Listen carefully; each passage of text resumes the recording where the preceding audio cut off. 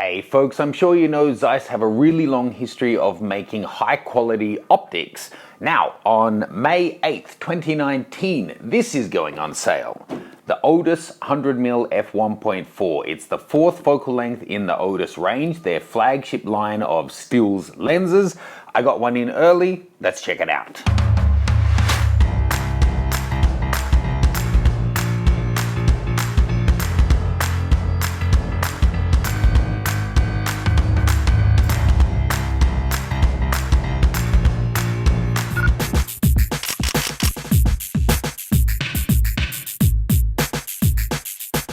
Okay folks, if you are watching this in May 2019, happy National Photo Month. I have a big giveaway going on and a bunch of sales of my own and different manufacturers. Head on over to mattgranger.com/win and you can get involved.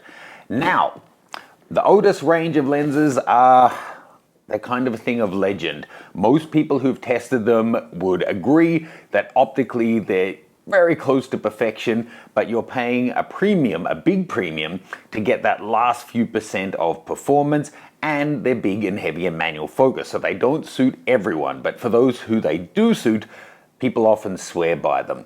So this is the latest, it's the 100mm, and they're saying that you get medium format type quality and look from it. Now, I don't really know what that means other than, I guess they're insinuating it's high quality, maybe the depth of field and separation you get from it. Technically, depth of field of any 100mm f1.4 will be the same, but it's true the Otus lenses do have an incredible ability to isolate objects because the sharp areas are so sharp and the out of focus areas are so soft. Let's open this guy up. So it's a big chunky lens, but all of the Otuses are. Now, this is the 85, and it's what I'm going to give you some comparisons to. Without sounding too sycophantic about it, the 85 and the 55, but more so the 85, is exceptional in all the lenses I've ever tested. Pretty much every single lens, including the other lens I'm going to compare this to, one of my favorites, another one I own, the 105-1.4 Nikkor, pretty much every lens ever made is not at its best wide open. You might need to stop it down 1 stop, 2 stops, 3 stops to get it to its maximum sharpness and contrast. For a lot of lenses, that's somewhere between f4 and f8 before it really starts to perform at its best. Whereas the Otus 85 is 99.5% as good as it gets, wide open as it is stopped down, and it's phenomenally sharp and contrasty. So it'll be interesting to see how the 100 compares. They say it's even better. Now, I tested the 105-1.4 in Iceland a few years ago. You can click to see that one. I fell in love with it and bought it for myself. I use it a lot and I really, really love the results. Now look, being that these two are manual focus and this is autofocus, there's not much point doing a real comparison. All we can compare is the results because the experience of shooting with them is going to be really different. You'll know if manual focus will suit your workflow or not. So it's the sample files that we're really interested in to see how this performs compared to its slightly little brother and the much cheaper Nikon. So let's get Johanna in, get a bunch of sample images, then take a look.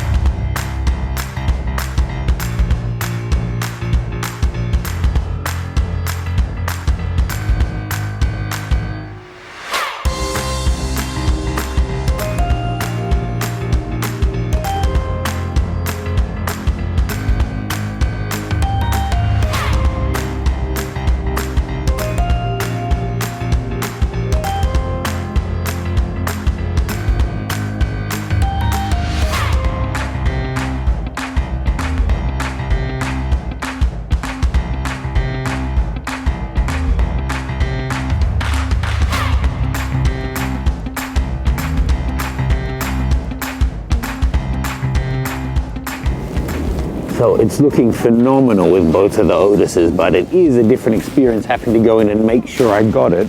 With the Nikon, I can just be confident that it has nailed focus. Well, I have nailed focus thanks to the good autofocus.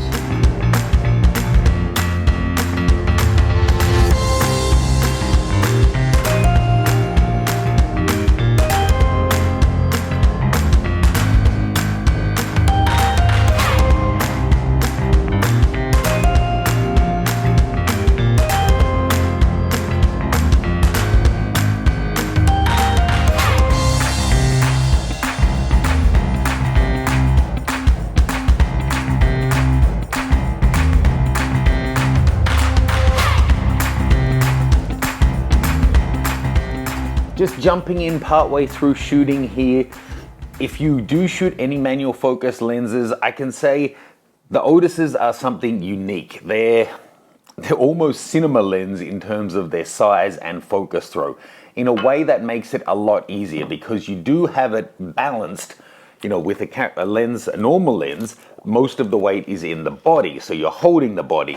But when you have such a big, heavy lens like the Otuses, actually the balance of weight shifts, so you are naturally holding it by the lens anyway, which makes manual focusing not that difficult. And the fact that it has such a lovely long focus throw makes it a lot easier for you to get something in perfect sharp focus. But it still totally changes the dynamic of the shoot, having to have someone hold perfectly still whilst you make that micro adjustment to make sure you get the most out of this $5,000 lens. It is an expensive lens. Now, I saw an article recently saying, who's gonna buy this? When you can get a couple of great Sigma lenses or Nikkor lenses for the same price, this kind of market is dying out. And I think they're actually missing the point. The Otus lenses are not for everyone. They're not quite at the level of Leica where there's a luxury involved, but they do offer excellent performance at a high price, and there is still a market for that. I know people who have all three and soon all four of these lenses. It suits their workflow, they have the budget to accommodate it, and it just works, whether they're cashed up amateurs or professionals. Something like this for $5,000 is a lot, but it's not as much as, say, a $12,000 telephoto lens for a professional wildlife photographer. As a professional portrait photographer, if the look does it for you and it works, suits your workflow, then yes, this is still an option. Like I said though, if you need autofocus for how you like to shoot, these just aren't even a contention. That said, let's go back out, trying to keep Joe to stay still so I can get the perfect focus and grab some more samples. It's too cold outside, and having her stay really still when we're trying to manually focus wide open is no fun in the cold, so we're gonna finish these indoors.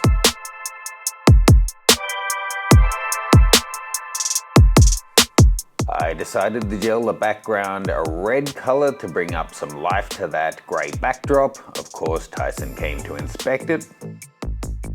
She's been very sweet lately, actually.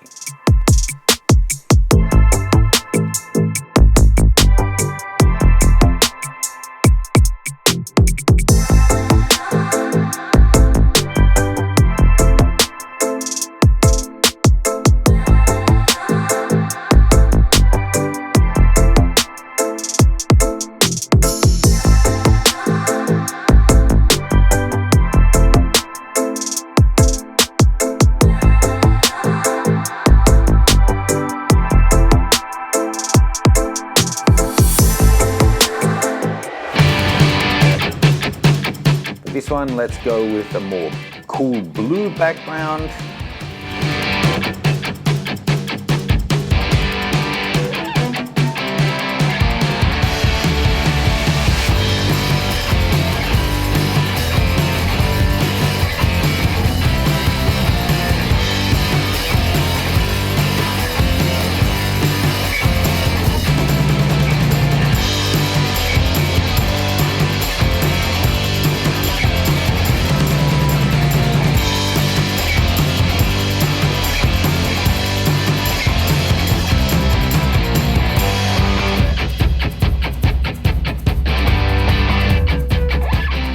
Okay folks, so back in studio, having done the shoot, having revised the images on screen, and I can say, yes, the 100 is quite exceptional.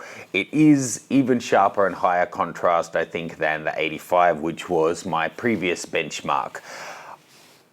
There's a lot of caveats though. And first of all, I will give you some high-res, full-res samples that you can download. Go to the link that's in the description below and you can check those out there. Now, all of the images were shot lit. If you want to learn about lighting, check out my light course, or if you're going to be in London in August, join Steph and I for the workshop I'm running there. And they were all done at the same settings and same white balance and all of that kind of thing. Now, of course, you can adjust a lot of that stuff in post, but my observation was that the Zeiss lenses were noticeably warmer than the Nikkor, and the contrast was higher, especially as it fell out of focus. When, say, her eyes were in perfect focus, but then the hair was already falling out and her earrings were out and the background was out, I saw that the contrast and the darkness in her hair started to wash out with the nickel, whereas it was retained with these guys, whether I was at 1.4, or 2.8. On all of the lenses, I'm sure you noticed the vignette. There is an obvious vignette on all of them. But I would say that the 100 is still that little bit sharper again than the 85.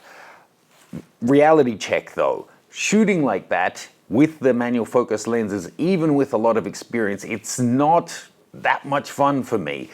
Shooting with the autofocus lens that I know is going to grab focus, my hit rate was way up. I wasn't bracketing by focus. I was with the manuals to make sure that I got some that were perfectly in focus for the video.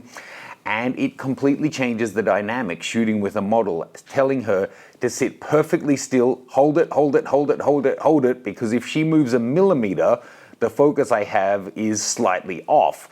Whereas with an autofocus, we can screw around, and if she throws her head back and laugh, I can grab the eye still with the autofocus and know that I got the shot. It's a really different dynamic on set, and the number of keeper shots and the time it takes me to get each of the keeper shots is a lot more productive with the autofocus lens. So we're talking $2,000 for the Nikon AF105, $4,500 for the 85, and $5,000 for the 100. If it suits your workflow, if you've got the budget, and if those last few percent of perfection is worth the premium to you, then they're fantastic lenses. If you're looking for outstanding at $2,000, then the 105 Nikkor is already great. You're kind of looking at the difference between outstanding and truly exceptional. It costs a lot in any world, whether you're talking photography or cars or this or that, for those last couple of percent that take you from 95 to 99% of the way to perfection. It always comes at a huge premium, and in this case it also comes at a size and weight premium and the cost of losing autofocus. Would love to hear your thoughts. Did any of the shots or lenses particularly stand out to you? Have you used any Zeiss lenses, specifically the Otus ones as well? Let me know, and Loki and I will see you soon.